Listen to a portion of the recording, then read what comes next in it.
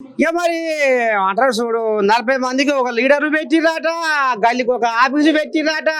అంటే అంటే నువ్వు ఎట చేసావా ఏం కదా చెల్లె, గోపన్న మీ చేతులు వెళ్ళిపోయిండు అక్క అని ఈ రకంగా ఆమెను ఏడిపిస్తున్నారట. మరి ఓట్లు ఏమైనా సానుభూతికి ఏమైనా నూకపోయినా సారు?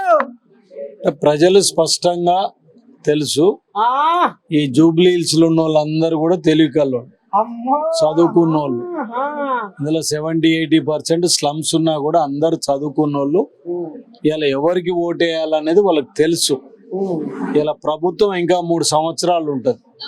అభివృద్ధి కావాలని అనుకుంటే కాంగ్రెస్ పార్టీకే ఓటేస్తారు. రేపు నవీన్ యాదవ్ గెలిస్తే అభివృద్ధి జరుగుద్ది. గతంలో కేసీఆర్ గారు ఎప్పుడు అనేది దున్నపోతుకు మేతేసి ఆవు పాలు బింత వస్తుందా అని.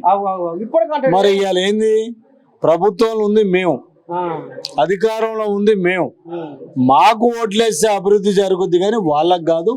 ఇవాళ పాపం అమ్మాయి ఇంట్లో ఉన్న అమ్మాయిని తీసుకొచ్చి, ఆడపిల్లల్ని తీసుకొచ్చి కాళ్ళు మొక్కిచ్చే నీచానికి కూడా దిగజారిండు తప్ప వేరేది కాదు.